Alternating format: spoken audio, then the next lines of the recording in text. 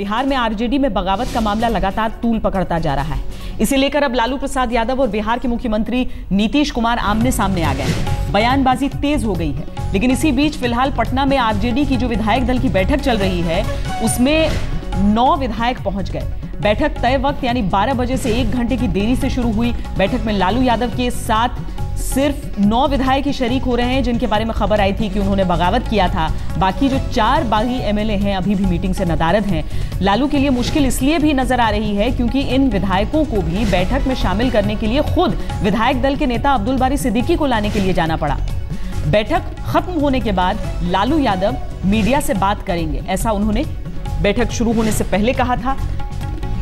हालांकि जिस तरह के दावे किए जा रहे थे, जिन 9 लोगों के बारे में दावे किए जा रहे थे, 9 विधायकों के बारे में कि वो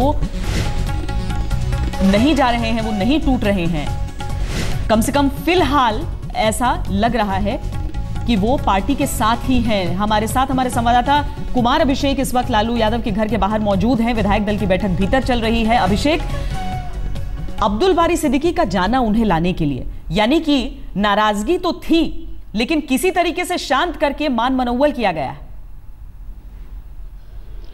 बिल्कुल श्वेता जी, 12 बजे का वक्त था विधायक दल की बैठक का, लेकिन 12 बजे तक सिर्फ 3 विधायक आए थे और जब वक्त निकलता जा रहा था उसके बाद खुद अब्दुल बारी सिद्दीकी को जाना पड़ा, जहां 6 विधायक बैठे थे और उन्हें एक साथ तकरीबन वो 12:45 बजे लेकर के आए हैं और उसके बाद ये बैठक शुरू हुई है। इस वक्त हम ठीक राबड़ी देवी का जो ऑफिशियल रेजिडेंस है उसके बाहर खड़े हैं और अंदर वो मीटिंग चल रही है जिसमें 9 विधायक जो बागी विधायक हैं, जिन्होंने हालांकि कहा है कि उनका हस्ताक्षर जाली है, उन्हें गलत तरीके से अंधेरे में रखकर वो हस्ताक्षर कराए गए थे, उन तमाम विधायकों के साथ बैठक ले रहे हैं। लालू यादव हैं, राबड़ी देवी हैं, साथ साथ सभी वो 9 विधायक जिनको कि बागी कहा जा रहा है वो भी अंदर हैं। मगर एक बात साफ हो गई कि कहीं ना कहीं पार्टी के भीतर में एक टूट की स्थिति जरूर दिखाई दे रही है, क्योंकि ऐसा कभी नहीं होता था कि लालू यादव बुलाएं और विधायक ना आए। 12 बजे का वक्त था, 12:45 बजे खुद सिद्दीकी जी को जाना पड़ा है, अब्दुल बारी सिद्दीकी को जाना पड़ा है लाने, और तब 6 विधायक आए हैं। ये अपने आप में काफी कुछ कहता है। हालांकि आरजेडी की तरफ से अब तैयारी ये हो रही है कि चूंकि 4 विधायक नहीं आए हैं और वो खुलकर एक तरीके से बागी भी हैं, जिसमें से 2 ने तो खुलकर अपनी बात कह दी है, 2 और लोग हैं जो जिन्हें संपर्क किया गया लेकिन नहीं आए। साफ तौर पर ये जो 13 लोगों की लिस्ट दी गई थी उसमें टूट दिखाई दे रही है। 9 इस वक्त भले ही लालू के साथ बैठे हैं लेकिन 4 लोग बागी हैं, उन्होंने आज इस बात को दिखा दिया है। ऐसी स्थिति में अब आगे की क्या रणनीति होगी लालू यादव की, ये आपसे कुछ देर बाद पता चलेगा। चलिए अभिषेक, आगे आपसे चर्चा करेंगे। पहले हम अपने दर्शकों को सुना देते हैं कि दरअसल लालू यादव किस तरह के आरोप लगा रहे हैं नीतीश कुमार पर और नीतीश कुमार किस तरीके का जवाब दे रहे हैं, क्या ये चल रहा है, वो आपको पहले सुना देते हैं।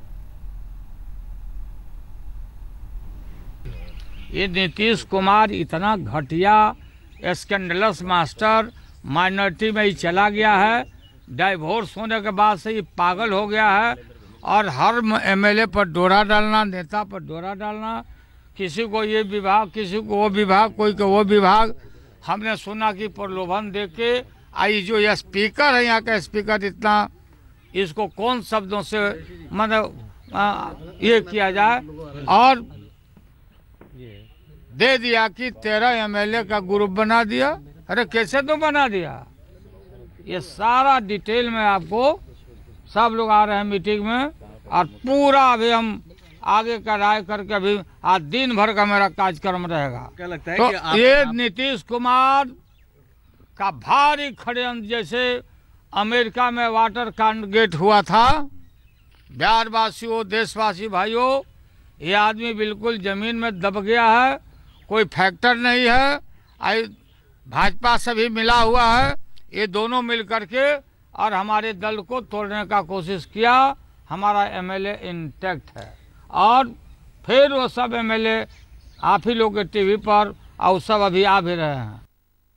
नहीं, ये पूरे घटना चक्र में जिसके बारे में आप लोग मुझसे सवाल पूछ रहे हैं, आपको यह प्रश्न पटना में इसके बारे में आपको जानकारी दे पाएंगे विधानसभा के अध्यक्ष महोदय।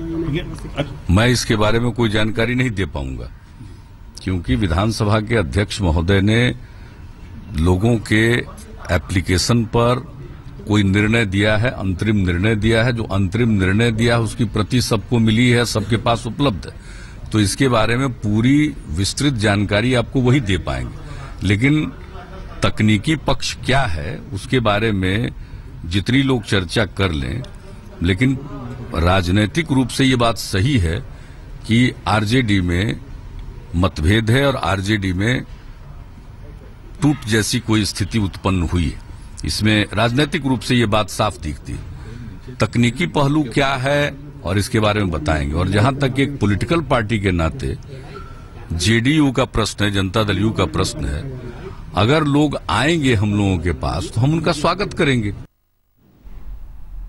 चाहे विचारधारा कितनी ही अलग क्यों न रही हो।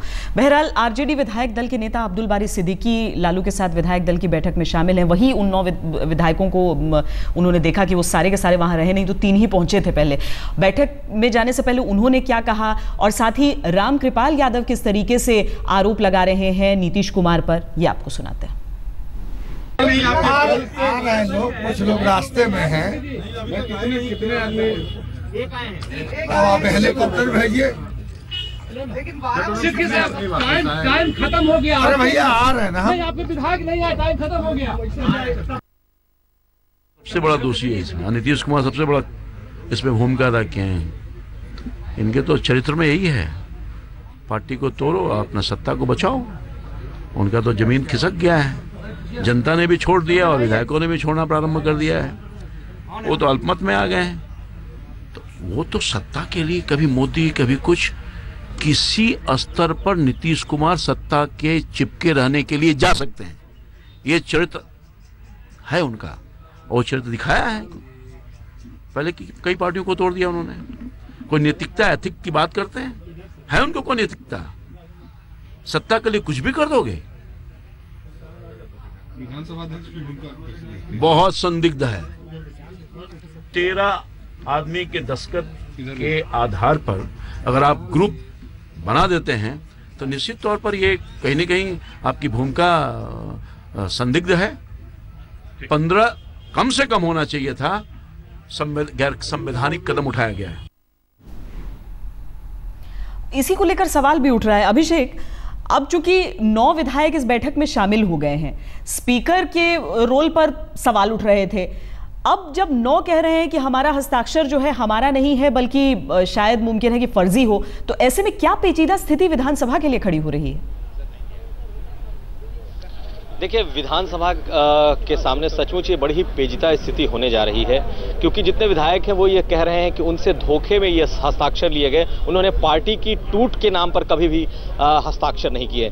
बिल्कुल जो एंटी डिफेक्शन लॉ है उसके मुताबिक देखें तो 22 सीटें आरजेडी के पास है और किसी सूरत में 14 या 15 से कम विधायकों की अगर सूची होती है तो वो कतई स्वीकार नहीं की जा सकती, उसे अनकॉन्स्टिट्यूशनल कहा जाएगा। लेकिन कुछ पावर्स जो स्पीकर हैं उनके पास होते हैं।